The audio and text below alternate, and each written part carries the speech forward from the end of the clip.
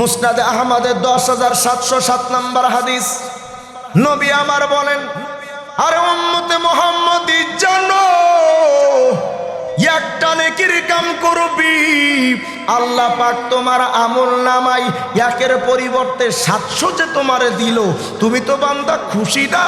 তো শোনো, আমি নবীর সিদ্ধান্ত, আমি নবী জানিয়ে দিচ্ছি, ইন্নাল্লাহ ইউতি আবদাহু বিল হাসানাতিল ওয়াহিদা আলফা আলফি হাসানা। একটা নেকির কাম যদি মুহাম্মদ আরবির উম্মতেরা করে, একের পরিবর্তে আল্লাহ পাক আমল নামাই 10 লক্ষ নেকি লেখা দেয়। বান্দা যদি এখন কয় আল্লাহ আমার 10 লাখেও হবে না, আরো বাড়ান, সুবহানাল্লাহ বলেন। হযরত আবু হুরায়রা বলেন, আল্লাহ পাকের কসম, নবীজির জবান মুবারক থেকে আমি শুনেছি, হাবিবে কিবরিয়া বলেন, ইন্নাল্লাহা ইউতিহি আলফাই আলফি হাসানা। বান্দা যদি একটা নেকির কাম কইরা নেয়, ওরা মুহাম্মদের উম্মত, একটা নেকির কাম যদি কইরা নেয়, একের পরিবর্তে আল্লাহ পাক 20 লক্ষ নেকি লেখা দেয়। বান্দা যদি এখনকার আল্লাহ 20 লাখেও হবে না, আরো বাড়ান। আল্লাহ আপনি যে একবার কন 10টা, আবার কন 700, আবার কন 10 লাখ, এখন আইসা কন 20 লাখ। আল্লাহ আপনি যে গুনে গুনে দেন, এই গুনে দেওয়াটাকে আপনার শানের সাথে মানায়? সুবহানাল্লাহ হয় না? কাল আল্লাহ পাক যদি বলেন, কি বলতে চাও? আল্লাহ আপনি যে গুনে গুনে দেন মানাই না, কারণ আপনার একটা নাম আছে আজিম, আইলা ইন্তেহা আলা, যার কোনো কুল কিনারা নাই, যার কোনো সীমারেখা নাই, যার কোনো সীমাবদ্ধতা নাই। তা আপনার নামের অর্থ তো যার সীমানা নাই। তা আপনি যে 20 লাখ দিলেন একের পরিবর্তে, এটাও তো সীমিত, এটাও তো সীমাবদ্ধ। আল্লাহ আমরা মুহাম্মদের উম্মত, সীমিত নেকি নিতে চাই না, তুই কত নেকি নিতে চাস? আল্লাহ আমাদের বয়সটা কম, আমাদের হায়াতের টাইম কম, আল্লাহ একটা নেকিও নিয়ে যদি কিয়ামতে দাঁড়ায়, আপনি 20 লাখে সীমাবদ্ধ কইরেন না, এমন দিবেন আপনি যেমন অসীম, আপনার যেমন সীমা রেখা নাই, আমাদেরকে এত নেকি দিবেন যার সীমানা থাকতে পারবে না। সুবহানাল্লাহ বলেন না? আগের জামানার নবীর উম্মতরা হায়াত পেত 1000 বছর, 1500 বছর, 700-800 বছর। তো এমন নবীর এমন কিছু উম্মতরা আছেন যারা কিয়ামতে 1000 বছরের ইবাদতের নেকি নিয়ে দাঁড়াবে। এমন উম্মত দাঁড়াবে যারা 1000 বছর জিহাদের সময় কাটিয়েছে। এমন উম্মত দাঁড়াবে যারা 1000 বছর কন্টিনিউ রাতের তাহাজ্জুদের আমল নিয়ে দাঁড়াবে। কিন্তু আমরা উম্মতে মুহাম্মাদি বেঁচেই তো থাকি। ওমর উম্মতে মিন 60 সানাতান ইলা 70 সানা, স্বাভাবিকভাবে 60 থেকে 70 বছর।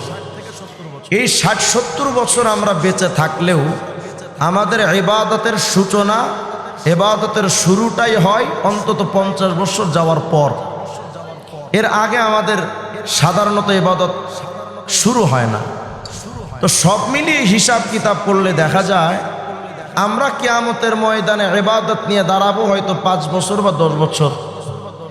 অধিকাংশ উম্মতে মুহাম্মাদির একই হালত থাকবে।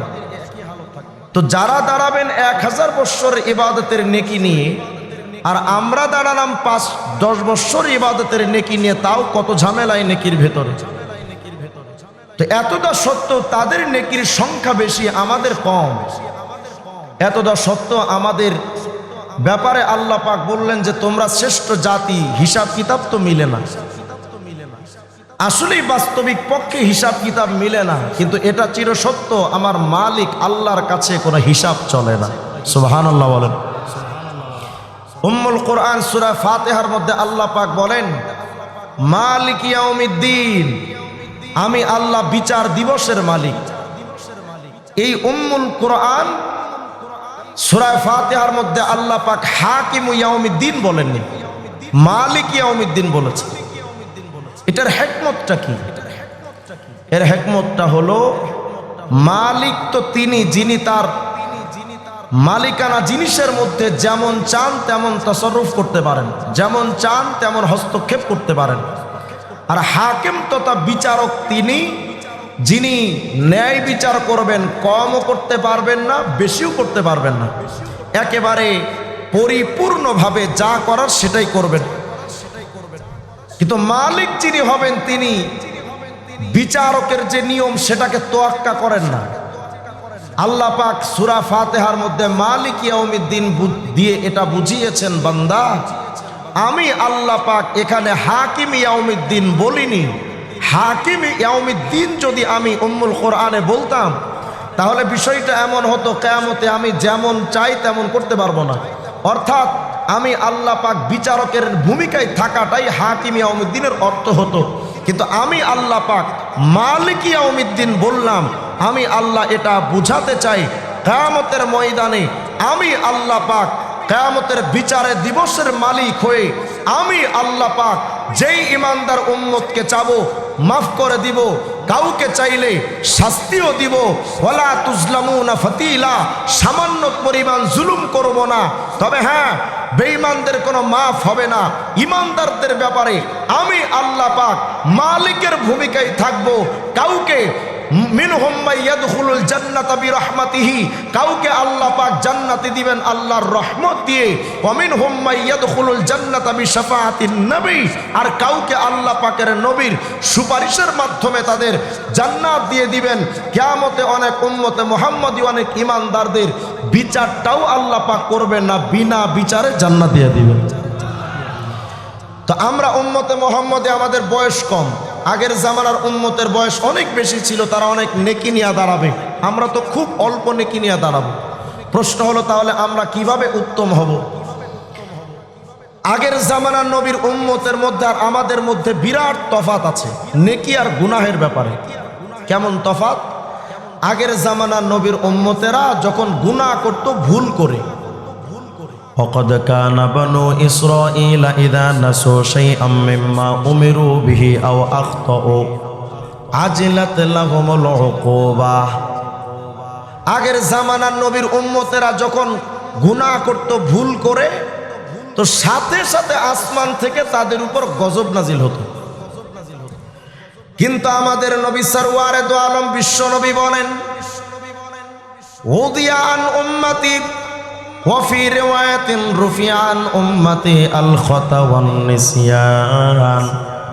সরওয়ারে দো আলম বলেন, উম্মতে মুহাম্মদী শোনো, আগের জামানার নবীর উম্মতরা ভুল কইরা গুনাহ করলেও তাদের আল্লাহর শাস্তি চলে আসতো।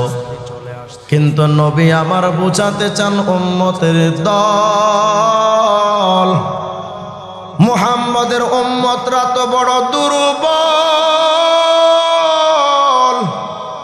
এজন্য এদের উপর থেকে ভুল করে কোনো গুনাহকে আল্লাহ মাফ করে দিয়েছে। আগের জামানার নবীর উম্মতেরা যদি নেকির কাম করত, নেকির কাজ করার পরে তাদের আমলনামায় নেকি লেখা হতো। আর আমরা উম্মতে মুহাম্মদীর বিষয় কেমন? ইন্নাহু লা ইউনাদিল মালাক, আল্লাহ ফেরেশতাকে ডাক দেন, উকতুবলি ফুলান ইবনে ফুলান কাদা ওয়া কাদা আই মিনাল আমালিস সালেহ। আল্লাহ পাক সাহিবুল ইয়ামিন ডান কাদের ফেরেশতার ডাইকা কোন, এ ফেরেশতা লেখো আমার বান্দার আমল নামাই এই এই নেকিগুলো লেখো। ফেরেশতারা বলেন, গো মালিক, ইন্নাহু লাম ইয়ামালহু, আপনার এই বান্দা এখনো তো আমল করে নাই। আল্লাহ পাক বলেন তখন ফেরেশতারা, শুনো, আমার এই বান্দা আমল করে নাই, কিন্তু আল্লাহ বোঝাতে চান এরা আমার মুহাম্মদের উম্মত। ইন্নাহু নাওয়া, আমার বান্দা তো নেকির কাজটা করার ইচ্ছা করছে, এই ইচ্ছা যে করলো, নিয়তটা করলো, এই কারণেই আমার বান্দার আমল নামায় নেকি লেখা দাও। আগের জামানার নবীর উম্মতেরা যদি নেকির কাম করত একটা, তো নেকিও লেখা হতো একটা। কোন উম্মতে মুহাম্মদী যদি জিগায়, আল্লাহ কেমন কথা, আমাদের হায়াত মাত্র 100 বৎসরের ভেতরে, আর আগের জামানার নবীর উম্মতরা 1000 বৎসর পাইতো হায়াত, তো তো তাদের নেকি কত, আমাদের নেকি কত, ওদের তুলনায় আমাদের নেকি তো কম। আল্লাহ বলবেন, এই উম্মতে মুহাম্মদী, তোমাদের আমল করার সংখ্যা কম হবে কিন্তু নেকির সংখ্যা অনেক বেশি হবে। কত বেশি হবে? আল্লাহ পাকরে জিজ্ঞেস করেন, আল্লাহ কত নেকি বেশি দিবেন? সূরা আনআমের 160 নম্বর আয়াতে আল্লাহ পাক জবাব দেন, জাযা মান জাআ বিল হাসানা ফালাহু আশরু আমসালিহা। এই উম্মতে মুহাম্মদী শোনো, তোমাদের হায়াতটা কম, নেকির সংখ্যাও কম, কিন্তু শোনো, আমার মুহাম্মদের কোন উম্মত যদি একটা নেকির কাম কইরা কিয়ামতে হাজির হয়, আল্লাহ পাক বলেন একটা নেকি রে আমি আল্লাহ বাড়ায়া 10 গুণ বাড়ায়া দেব। বান্দা কয় আল্লাহ মাত্র 10 গুণ, 10-এ আমার হবে না। আল্লাহ পাক বলেন ঠিক আছে বান্দা, 10-এ যেহেতু তোমার হবে না, আমি আল্লাহ একের পরিবর্তে 20টা নেকি দেব। কয় 20টাতেও হয় না, আচ্ছা বান্দা 30টা দেব।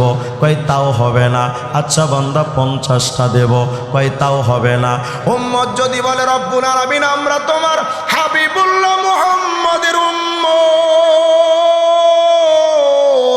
একের পরিবর্তে 50টা যদি দেও ওটাতেও আমার হয় না, আরো বাড়ান।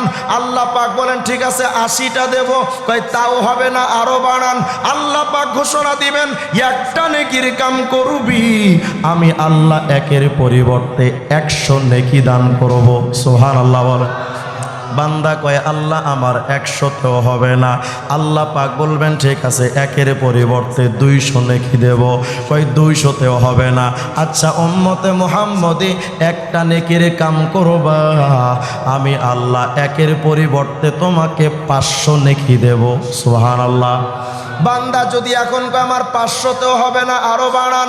আল্লাহ পাক বলেন সহিহ বুখারী 7501 নম্বর হাদিস, সরওয়ারে দো আলম বলেন আল্লাহ পাক জানায় দেন, এই কিরামান কাতিবিন রে, এইটা আমার মুহাম্মদের উম্মত, ফাইন আমিলাহা আই আমিলাল হাসানাতাল ওয়াহিদা, আমার বান্দা যদি একটা নেকির কাম কইরা নেয়, ফাকতুবুহা লাহু বিআশরি আমসালিহা ইলা 700 যায়ফান, আমার বান্দা একটা নেকির কাম যদি কইরা নেয়, আমার এই বান্দার আমল নামায় 700 নেকি লেখা দাও।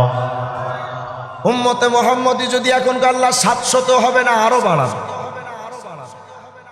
মুসনাদে আহমদের 10707 নম্বর হাদিস, নবী আমার বলেন, আরে উম্মতে মুহাম্মদী জানো, একটা নেকির কাম করবি, আল্লাহ পাক তোমার আমল নামাই একের পরিবর্তে 700 যে তোমারে দিল, তুমি তো বান্দা খুশি না? তো শোনো, আমি নবীর সিদ্ধান্ত, আমি নবী জানিয়ে দিচ্ছি, ইন্নাল্লাহা ইউতি আবদাহু বিল হাসানাতিল ওয়াহিদা আলফা আলফি হাসানা। একটা নেকির কাম যদি মুহাম্মদ আরবির উম্মতেরা করে, একের পরিবর্তে আল্লাহ পাক আমল নামাই 10 লক্ষ নেকি লেখা দেয়। বান্দা যদি এখন কয় আল্লাহ আমার 10 লাখেও হবে না, আরো বাড়ান। সুবহানাল্লাহ বলেন। হযরত আবু হুরায়রা বলেন, আল্লাহ পাকের কসম, নবীজির জবান মুবারক থেকে আমি শুনেছি, হাবিবে কিবরিয়া বলেন, ইন্নাল্লাহা ইউতিহি আলফাই আলফি হাসানা, বান্দা যদি একটা নেকির কাম কইরা নেয়, ওরা মুহাম্মদের উম্মত, একটা নেকির কাম যদি কইরা নেয়, একের পরিবর্তে আল্লাহ পাক 20 লক্ষ নেকি লেখা দেয়। বান্দা যদি এখনকার আল্লাহ 20 লাখেও হবে না, আরো বাড়ান। আল্লাহ আপনি যে একবার কন 10টা, আবার কন 700, আবার কন 10 লাখ, এখন আইসা কন 20 লাখ। আল্লাহ আপনি যে গুনে গুনে দেন, এই গুনে দেওয়াটাকে আপনার শানের সাথে মানায়? সুবহানাল্লাহ না? কাল আল্লাহ পাক যদি বলেন কি বলতে চাও, আল্লাহ আপনি যে গুনে গুনে দেন মানাই না, কারণ আপনার একটা নাম আছে আজিম, আইলা ইন্তেহা আলা, যার কোনো কুল কিনারা নাই, যার যার কোনো সীমারেখা নাই, যার কোনো সীমাবদ্ধতা নাই, তা আপনার নামের অর্থ তো যার সীমানা নাই, তা আপনি যে 20 লাখ দিলেন একের পরিবর্তে, এটাও তো সীমিত, এটাও তো সীমাবদ্ধ। আল্লাহ, আমরা মুহাম্মদের উম্মত, সীমিত নেকি নিতে চাই না, তুই কত নেকি নিতে চাস? আল্লাহ, আমাদের বয়সটা কম, আমাদের হায়াতের টাইম কম, আল্লাহ একটা নেকিও নিয়ে যদি কিয়ামতে দাঁড়ায় আপনি 20 লাখে সীমাবদ্ধ কইরেন না, এমন দিবেন আপনি যেমন অসীম, আপনার যেমন সীমা রেখা নাই, আমাদেরকে এত নেকি দিবেন যার সীমানা থাকতে পারবে না। সুবহানাল্লাহ বলেন না। সূরা কাফিরের 40 নম্বর আয়াত আল্লাহ পাক জবাব দেন, ওয়ামান আমিলা সলিহাম মিন যাকারিন আও উনসা ওয়া হুয়া মুমিন ফাউলাইকা ইয়াদখুলুনাল জান্নাতা ইউরযাকুনা ফিহা বিগাইরি হিসাব।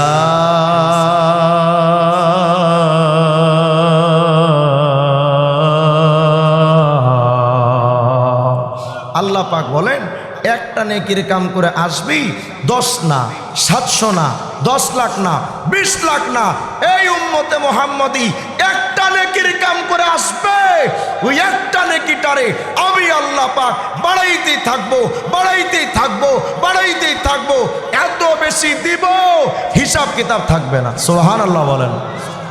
তাহলে আমরা কত দামি উম্মত আল্লাহর কাছে। আচ্ছা বলেন, আমাদেরকে যেই ইসলাম দিয়ে আল্লাহ পাক দুনিয়ায় পাঠালেন, ওই ইসলাম বাদ দিয়ে যদি কেউ নাসারাদের ধর্ম গ্রহণ করে, ইহুদদের ধর্ম গ্রহণ করে, হিন্দুদের ধর্ম গ্রহণ করে, তাহলে এই শান উম্মতে মুহাম্মাদের খাসায়েস, এই মর্যাদাগুলো কোনো মানুষ কি পাওয়ার সম্ভাবনা আছে? শুধু নাই বিষয়টা এমন না। আল্লাহ পাক বলেন, ওয়ামাই ইয়াবতাগি গায়রাল ইসলামি দীনা ফালাই ইউকবালা মিনহু।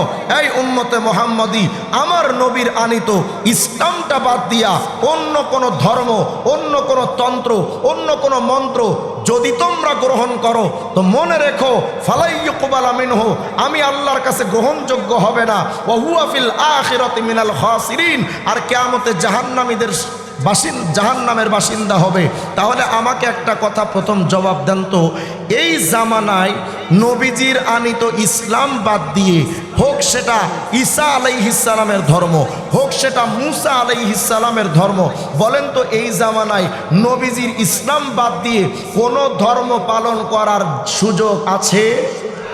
বলেন বলেন, আছে? কিন্তু হিজবুত তাওহীদ বলে যে আছে। হিজবুত তাওহীদ বলে যে না, শুধু ইসলাম নয়, পৃথিবীতে যত ধর্ম আছে সব ধর্ম পালন করে জান্নাতে যাওয়া যাবে। কোরআনে কারিমে আল্লাহ পাক বলেন, যদি কেউ ইসলাম বাদ দিয়ে অন্য কিছু গ্রহণ করে, ওয়া হুয়া ফিল আখিরাতি মিনাল খাসিরিন, সে জাহান্নামীদের জাহান্নামের বাসিন্দা হবে। তো আল্লাহ পাক বলেন, ইসলাম ছাড়লে তুমি জাহান্নামী। হিজবুত তাওহীদ বলে না, ইসলাম বাদ দিয়া যে কোনো ধর্ম পালন করলে তুমি জান্নাতি। তাহলে আমাকে এই কথার একটু জবাব দেন, হিজবুত তাওহীদের ইসলাম আর নবী আল্লাহর ইসলাম এক না ভিন্ন? হিজবুত তাওহীদের দাবিতে সব কিছু প্রমাণ সহকারে বইয়ের নাম সহ বলতে গেলে লম্বা টাইমের দরকার। আমি সারাংশ কিছু ধারণা আপনাদেরকে দিতে পারবো, যেহেতু সময় কম। হিজবুত তাওহীদের মতবাদ, হিন্দুদের রামকৃষ্ণ, রামচন্দ্র, যুধিষ্ঠির, মনু, বুদ্ধদেব, বলে এরা সবাই আল্লাহর পাঠানো নবী ছিলেন। শুধু তাই নয়, হিন্দুদের রামায়ণ, বেদ, গীতা, ত্রিপিটক, মহাভারত, হিন্দুদের যত ধর্মগ্রন্থ আছে, বৌদ্ধদের যত ধর্মগ্রন্থ আছে, ইহুদিদের যত ধর্মগ্রন্থ আছে, খ্রিস্টানদের যত ধর্মগ্রন্থ আছে, বলে এগুলো সব আল্লাহর নাজিলকৃত কিতাব বলে ঈমান যদি কেউ না আনে সে জাহান্নামে যাবে। আচ্ছা আপনি আমাকে বলেন, আজ পর্যন্ত হিন্দুরা তাদের যে গ্রন্থ, এই গ্রন্থের ব্যাপারে, ধর্মগ্রন্থের ব্যাপারে কেউ কি বলেছে এটা আল্লাহর কিতাব? বলেন না, কেউ বলেছে কোনো হিন্দু? কারণ হিন্দুরাও জানে এটা হয়তো কিছু রামকৃষ্ণের কথা, অমুক তমুকের কথা সব কিছু জমা করে তারা একটা ধর্মগ্রন্থ পেয়েছে। তারা কিন্তু কেউ দাবি করেনি আজ পর্যন্ত হিন্দুরা যে এটা আমাদের আল্লাহর গ্রন্থ, কিন্তু হিজবুত তাওহীদ বলে যে না, তাদের এই গ্রন্থগুলো আল্লাহর প্রেরিত গ্রন্থ।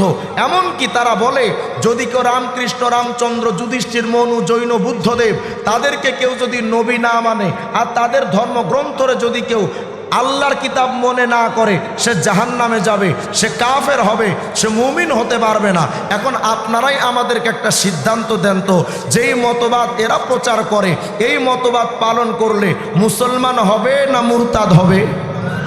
হিজবুত তাওহীদের কথায় তারা তাদের বজ্র শক্তি পত্রিকার মধ্যে লিখেছে যে কোনো ধর্ম পালন করেই জান্নাতে যাওয়া যাবে। মূলত হিজবুত তাওহীদের সমস্যাটা হলো তারা বলতে চায় যে ইসলাম এখন পৃথিবীতে চলছে এটা নবীজির ইসলাম নয়, এটা খ্রিস্টানদের তৈরি করা ইসলাম। বলে প্রমাণ কি? বলে 1781 সালে ব্রিটিশরা যে কলিকাতা আলিয়া মাদ্রাসা তৈরি করলো ওয়ারেন হেস্টিংসের মাধ্যমে, এখান থেকে যেই ধর্ম শেখানো হয়েছে সেই ধর্মই বর্তমান ইসলাম বলে চালায়া দেওয়া হচ্ছে। সুতরাং এই ধর্মটা নবীজির ধর্ম না, আল্লাহর ধর্ম না। তো আল্লাহর ধর্ম কোনটা? বলে বায়েজিদ খান পন্নী যেটা দিয়েছে এটাই আল্লাহর ধর্ম। তারা তাদের বইয়ের মধ্যে স্পষ্ট লিখেছে সমস্ত মুসলমানরা কাফের, সমস্ত মুসলমানরা মুরতাদ, সমস্ত মুসলমানরা বেঈমান, সমস্ত মুসলমানরা মুনাফিক, সমস্ত মুসলমানরা মুশরিক, আর হিজবুত তাওহীদের সবাই কনফার্ম জান্নাতি। আচ্ছা বলেন তো, যারা এমন কথা কয় ওরা যেই গাঞ্জা খায় ওই গাঞ্জার কি মেয়াদ আছে? তাদের মন্তব্য হলো শুধু তাই নয়, তারা তাদের বইয়ের মধ্যে লিখেছে ইসলামের প্রকৃত রূপরেখা। বলে যেই ইসলামটা পৃথিবীতে বর্তমান চলছে, আমরা আহ্বান করছি বর্তমানের চালু এই ইসলামটা আসলে আল্লাহ রসুলের ইসলাম নয়, খ্রিস্টান ইসলাম। এই খ্রিস্টান ইসলাম পরিত্যাগ করে প্রত্যাখ্যান করে আবার আল্লাহ রসুলের প্রকৃত ইসলামে প্রবেশ করতে হবে। তার মানে তারা এই ইসলাম থেকে আলাদা করে তাদের বানানো ধর্মের দিকে তারা আহ্বান করতে চায়। এই জন্য হিজবুত তাওহীদের ডাকে যদি কেউ সাড়া দিতে চায় যে আমরা হিজবুত তাওহীদের সদস্য হব, আগে তাদেরকে বলতে হয় যে আপনি এই ইসলাম ত্যাগ করেছেন না করেননি। যদি না করেন হিজবুত তাওহীদের সদস্য হওয়া যাবে না। যদি এই ইসলাম ত্যাগ করেন তারপরে আপনি হিজবুত তাওহীদের সদস্য হতে পারবেন। তাহলে বোঝা গেল হিজবুত তাওহীদের সদস্য হওয়ার আগেই তারা মানুষকে মুরতাদ বানায় নাই। এবং তারা বলে যেই বর্তমানে যত ধর্ম পৃথিবীতে আছে এই সকল ধর্ম থেকে মানুষকে মুখ ফিরিয়ে নেওয়াটা জরুরি।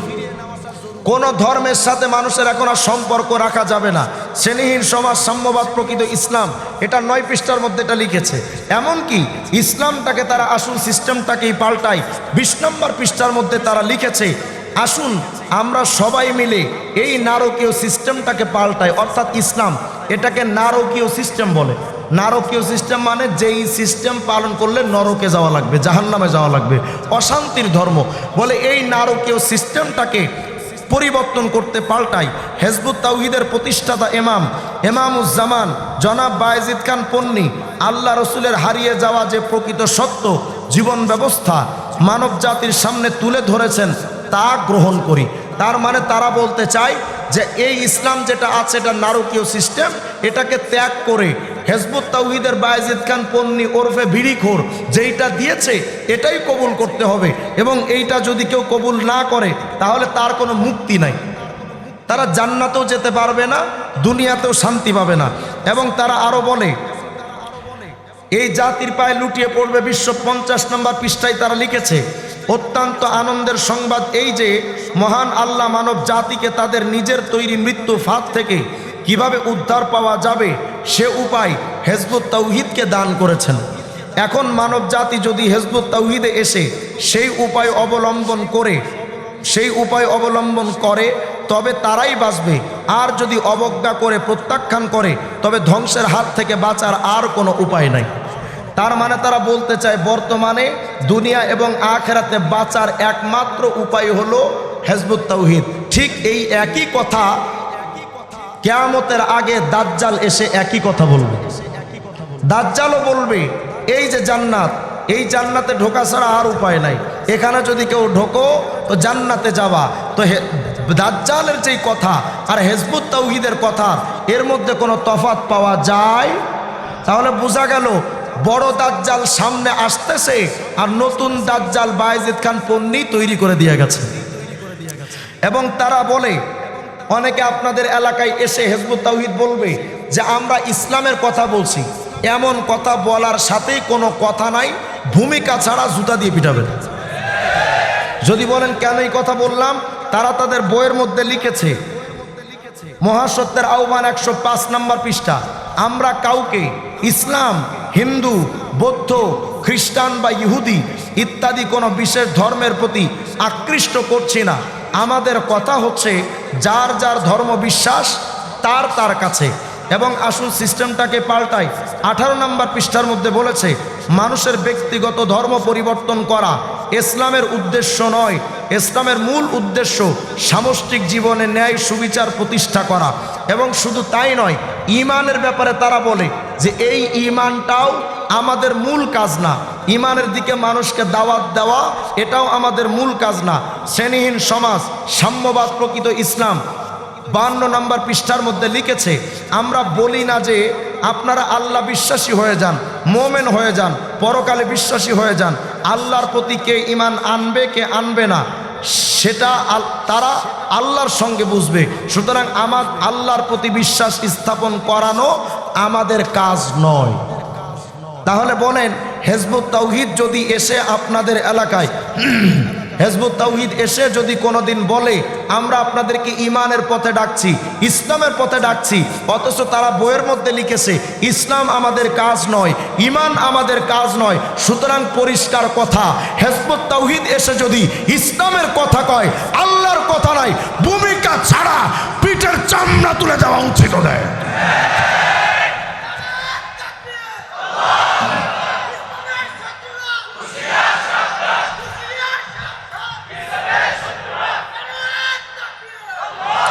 হয়তো এই বক্তব্য শুনে সেলিম আমার নামে মামলা দিয়ে দিতে পারে, কারণ বাংলাদেশে সবচাইতে বড় মামলাবাজের নাম হলো সেলিম চাচা।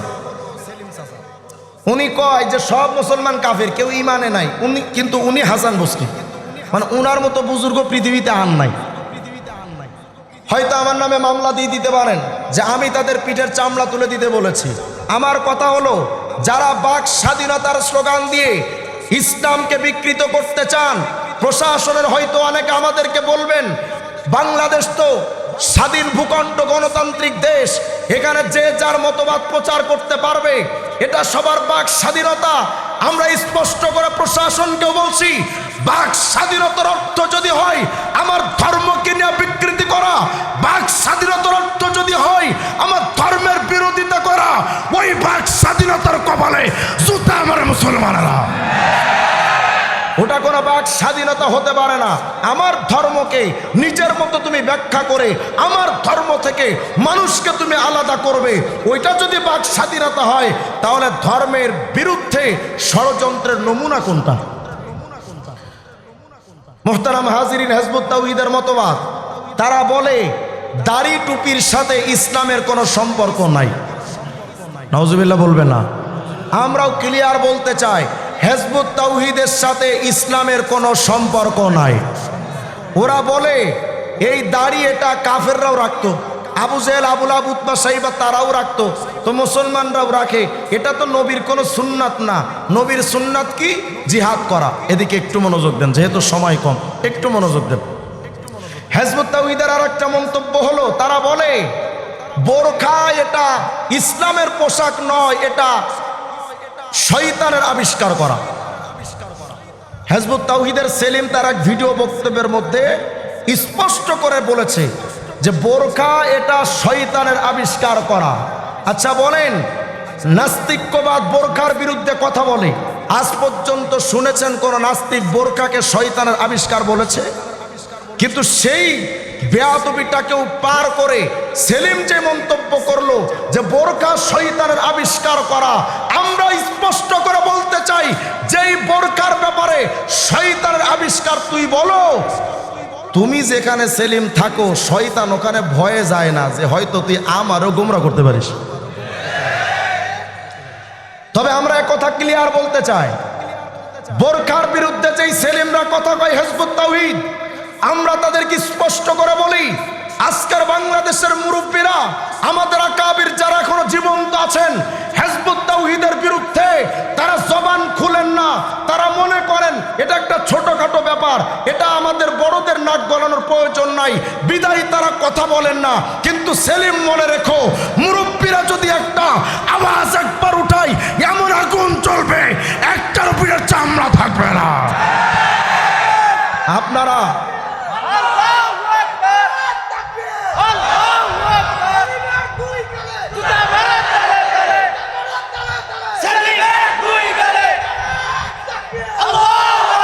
ঢাকার মুক্ত মঞ্চে সেলিম দাঁড়িয়ে বলেছে, বাংলাদেশে আমাদের মোল্লাদের জায়গা হবে না। পাগলের সুখ মনে মনে। পাগল দেখবেন রাস্তায় শুধু হাসে, রেজিগান তুই হাসোস কে, এ আরো হাসবে, কারণ ওর সুখটাই মনে মনে। ও কি জন্য হাসো নিজেও জানে না। তো সেলিম যে এই কথাগুলো কেমনে কয়, ওরা যদি জিগান ও বলবে যে আমি নিজেও জানি না। আজকে আমরা তাদেরকে কাফের বললে, কিছু কিছু মানুষ আমাদেরকে বলে, কাদিয়ানীদেরকে যখন আমরা কাফের বলি, তখন আমাদেরকে কিছু মানুষ বলে যে কে কাফের কে কাফের না, এটা তো আল্লাহ বুঝবে, মোল্লারা বলার কে। তা আমি স্পষ্ট করে আমরা বলতে চাই, কে কাফের কে কাফের না এটা আল্লাহই বুঝবে। এই লজিক আর যুক্তিটা যদি ঠিক হয়, তো আমরা তাহলে এটাও যদি প্রশ্ন করি, বাংলাদেশে কে রাজাকার আর কে মুক্তিযোদ্ধা, এটাও আল্লাহ বুঝবে, আপনারা বলার কে। তখন হয়তো আপনারা বলবেন যে আপনি রাজাকারের পোলা, কসম আল্লাহর আমার বাপের ৭১ জন্ম হয় না। তবে আপনারা হয়তো বলবেন যে কেন আপনি এমন কথা বলেন। আমরা স্পষ্ট করে বলি, দেশের দরদি হওয়ার কারণে দেশ বিরোধী, স্বাধীনতা বিরোধী আন্দোলনে যদি কারো ভূমিকা থাকে, তাদেরকে যদি রাজাকার বলা যায়, ধর্মের প্রেমিক হিসেবে আমরাও বলছি, ইসলামের বিরুদ্ধে যারা বলবে তাদেরকে কাফের বলা যায়। ও মানে আপনারা বললে কুরু কুরু, হুজুর কইলে মাকরু। কয় কাদিয়ানীরা কাফের বলা যাবে না কেন? বলে কে কাফের সেটা আল্লাহ বুঝবে। আচ্ছা, আজকে থেকে আমরা মোল্লারা আর ফতোয়া দিব না। আমি ছোট্ট একটা কথা কাদিয়ানীদের ব্যাপারে বলি। মির্জা কাদিয়ানী একবার কয় মাই মুহাদ্দাস হো, মানে আল্লাহ আমার সাথে কথা কয়। আর এক জায়গায় কয় মাই কালিমে খুদা হো, আমি আল্লাহর কালিম তথা মুসা। এক জায়গায় বলে মানাম মাসিহ জামা ও মানাম কালিমে খুদা ও মানাম মুহাম্মদ ও আহমদকে বাসদ, কয় আমি মুসা, আমি ঈসা, আমি মোহাম্মদ। আর এক জায়গায় কয় মাই আদম হো, মাই নূহ হো, মাই শীত হো, মাই ইব্রাহিম হো, मैं इस्माइल हो, मैं याकूब हो, मैं यूसुफ हो, मैं दाऊद हो, मैं मूसा हो, मैं ईसा हो।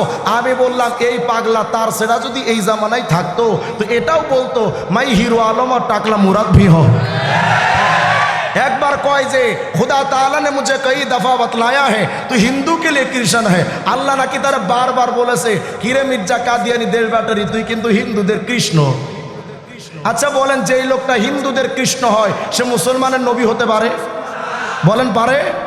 আর এক জায়গায় বলে রাআইতুনি ফিল মানামি আইন আল্লাহ, আমি স্বপ্ন দেখছি যে আমি খোদা। শুধু স্বপ্ন দেখে শেষ হয় না, বলে ওয়াতায়াক্কানতু আন্নানি হু, আমি দৃঢ় বিশ্বাস করলাম যে আমি খোদা। আচ্ছা বলেন, যেই লোকটা নিজের খোদা দাবি করে, আরেক জায়গায় কয় আল্লাহ আমারে জানাইছে মির্জা কাদিয়ানী আনতা বিমানজিলাতি ওয়ালাদি, তুমি কিন্তু আমার পোলার মতো। মানে এক জায়গায় কয় আমি খোদা, আবার কয় আল্লাহ জানাইছে আমি খোদার পোলা। মানে একই লোক বাপ, একই লোক পোলা। চিন্তা করেন ওর মাথা তার ঠিক আছে? আর এক জায়গায় কয় আমি ঈসা আলাইহিস সালাম, আবার কয় আমি মূলত ঈসার মা মারিয়াম। একজন কয় আপনি তো পুরুষ মানুষ, মারিয়াম আলাইহিস সালাম তিনি তো মহিলা ছিলেন, ওনার তো হায়েজ মাসিক মেন্স হতো। কাম আরও মাঝে মধ্যে একটু আধে কয়। আচ্ছা বলেন, এই পাগলটা, এই তার সেরা কোনো সুস্থ বিবেকবান মানুষের নেতা হতে পারে? আমরা বারবার আমাদের আকাবের আসলাফ কাদিয়ানীদের বিরুদ্ধে আওয়াজ তুলেছেন, তাদেরকে কাফের ঘোষণা করতে। আজও পর্যন্ত আমাদের মুরব্বীরা কাদিয়ানীদের কাফের ঘোষণা করতে বলেছেন। আমরা সাথে সাথে হিজবুত তাওহীদের ব্যাপারেও আওয়াজ তুলছি। অদূর ভবিষ্যতে হিজবুত তাওহীদকে, কাদিয়ানীকে বাংলাদেশে নিষিদ্ধ করেন। যদি না করেন, মুসলমান যদি আবার জাগ্রত হয়, এমন আগুন চলবে পদ্মা মেঘের পানিতে ঠান্ডা করা যাবে না। আপনারা তৈরি আছেন ইনশাআল্লাহ? আমাদের রাহবার কাদিয়ানী বিরোধী আন্দোলনে যাদের থেকে আমরা সবক পেয়েছি, আজকে তাদের অন্যতম ব্যক্তিত্ব মজলুম আলেম দ্বীন আল্লামা নূর হুসাইন নুরানি দামাত বারাকাতুম হযরত এখানে আছেন, তিনি আলোচনা করবেন। আমি টুটাফাটা যে কয়েকটি কথা বলেছি আপনারা একটু শেষ আমারে ফতোয়া শোনান তো। হিজবুত তাওহীদের দাবি হলো যে কোনো ধর্ম পালন করা যাবে, আল্লাহ বলছেন শুধু ইসলাম পালন করতে হবে। এই একটা ফতোয়ার একটা মতবাদের উপরে আপনারাই আমাকে জানান, হিজবুত তাওহীদ মুসলমান না কাফের? হিজবুত তাওহীদ মুসলমান না কাফের? কাদিয়ানীরা মুসলমান না কাফের? বলেন, হিজবুত তাওহীদ কাদিয়ানী, হিজবুত তাওহীদ কাদিয়ানী, হিজবুত তাওহীদ কাদিয়ানী। যদি এই এলাকায় কোনোদিন এই গ্রুপ ঢুকে যায়, অথবা আপনি যেখানে থাকেন যদি কোনোদিন ভুলক্রমে ঢুকে যায়, চুপচাপ বসে থাকবেন? দাঁত ভাঙ্গা জবাব দিবেন ইনশাআল্লাহ? তবে প্রশাসনের কাছে আমি শেষ একটা আবদার করে বিদায় নিচ্ছি। প্রশাসনের ভাইদেরকে লক্ষ্য করে বলছি, যদি মুসলমান অধ্যুষিত কোনো এলাকায় কাদিয়ানীরা ঢুকে নবীজির নবুয়তের চেয়ার কেড়ে নেওয়ার জন্য যারা হরদম চেষ্টা করে, তারা যদি কোনো এলাকায় কোনোদিন ঢুকে যায়, প্রশাসনের ভাইরা হিজবুত তাওহীদ যদি কোনো এলাকায় ঢুকে মুসলমানের ঈমান চুরি করার জন্য ঢুকে যায়, মনে রাখবেন নিজ দায়িত্বে আপনারা তাদেরকে এলাকা থেকে আউট করবেন। আর যদি না করেন তো মনে রাখবেন এই বাংলাদেশের মুসলমান মসজিদের সামান্য জুতা চোরদেরকেও গণধোলাই দিয়ে ছাড়িয়ে দেয়। যদি আপনারা ঈমান চোর কাদিয়ানী হিজবুত তাওহীদকে বাধা না দেন, মুসলমান যদি জাগ্রত হয় এমন আগুন চলবে পদ্মা মেঘটার পানিতে ঠান্ডা করা যাবে না। আপনারা তৈরি থাকবেন ইনশাআল্লাহ? আমাদের চূড়ান্ত কথা, জীবন দিতে পারি, আমার নবীর ইসলামকে নিয়ে হোলি খেলতে দিব না। তৈরি আছেন ইনশাআল্লাহ? আল্লাহ তাআলা আমাদের সকলকেই কথাগুলোর প্রতি আমল করা তৌফিক দান করেন।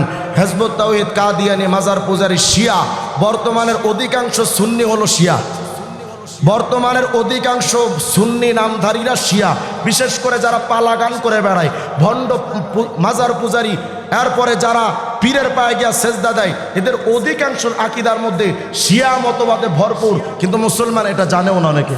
এজন্য আমরা এদের থেকে সতর্ক থাকবো। আল্লাহ সুবহানাহু ওয়া তাআলা আমাদের সকলকেই কথাগুলোর প্রতি আমল করার এবং আমাদের ঈমানের হেফাজত করার তৌফিক দান করেন।